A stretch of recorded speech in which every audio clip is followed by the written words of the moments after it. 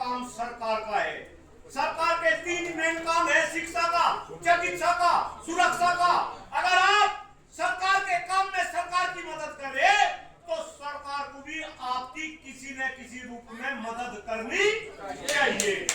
लेकिन आज सहारनपुर के इस मंच से मैं ये बिल्कुल गंभीरता के साथ इस बात को कह रहा, क्योंकि भाई मैं तो 9 जिलों में एक्टिव हूं।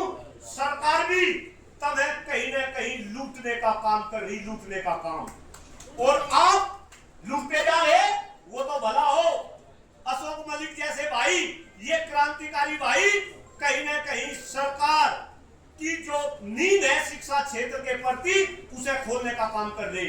आप मुझे एक बात बताओ, जब तक राजनीति में शिक्षा का मुद्दा नहीं होगा, जब तक राजनीति में शिक्षा क्षेत्र से लोग नहीं आएंगे, तो फिर तुम्हारी समस्याएं ऐसी ही बनी रहेगी।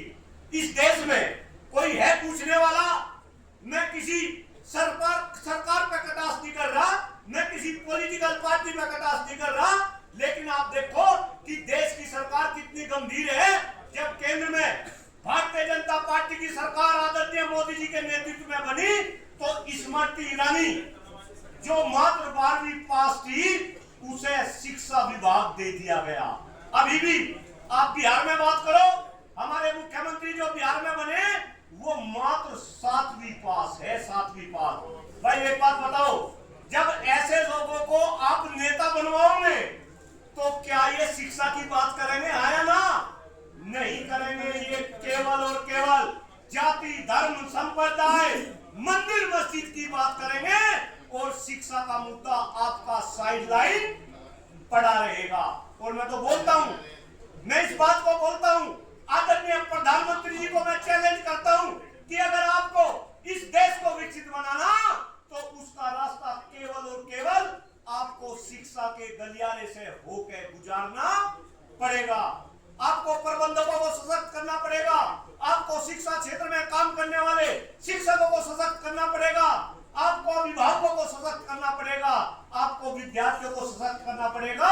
और उसके लिए बस केवल और केवल हमें एक ही काम करना, जो काम हम आदरणीय मलिक भाई साहब जी के नेतृत्व में कर रहे, वो है कि आप केवल और केवल शिक्षा पे चर्चा करने लगो। शिक्षा पे चर्चा, जो काम, जो बीड़ा हमने उठाया, मैं तो देखता हूं, क्योंकि अलग अलग टीवी चैनल पे भी आप मुझे देखते होंगे। बस मेरा तो एक ही सपना है कि आज देश में हर बिंदु पे चर्चा है। आप अलग अलग टीवी चैनल खोल कर देखो, जाति पे चर्चा, धर्म पे चर्चा, मंदिर पे चर्चा, मस्जिद पे चर्चा, लेकिन जो सबसे महत्वपूर्ण विषय है शिक्षा, उस पे कोई भी चर्चा नहीं है। तो आप इस शिक्षा के चर्चा पे कार्यक्रम को बढ़ाओ। आप इन नेताओं को बताओ कि नेता विकसित बनाने वाले इस देश को नहीं होंगे, अगर इस देश को कोई विकसित बनाएगा तो वो आप जैसे योद्धा बनाएंगे जो शिक्षा देने का काम कर रहे। साथियों, कई बार तो मैं सोचता हूं कि कहीं ना कहीं ये सरकार गरीबों के बच्चों के हाथों से किताब छीनने का काम कर दी, जबकि आप लोग उनके हाथ में किताब देने का काम कर रहे। मैं ऐलान कर रहा कि आपको कहीं ना कहीं सरकार के साथ 2-2 हाथ करने पड़ेंगे।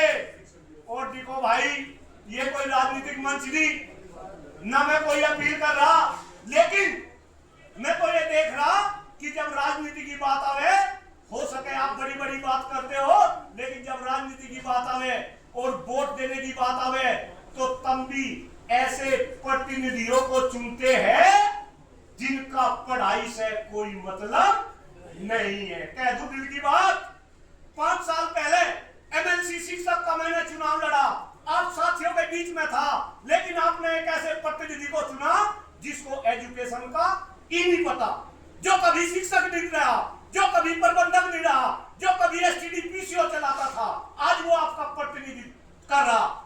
उसको वोट देने वाले कौन थे? कोई वोट देने के लिए पाकिस्तान से नहीं आया, खालिस्तान से नहीं आया, उसको आपने वोट देकर विधान परिषद में बैठाया। अब करवा लो काम, कोई करवा लो शिक्षा क्षेत्र का आवाज। तो मेरा आपसे निवेदन है, आप संभल जाओ। अगर शिक्षा क्षेत्र बचा तो ये देश बचेगा, और शिक्षा क्षेत्र तब बचेगा अगर अगर शिक्षा क्षेत्र में काम करने वाले लोग बचेंगे।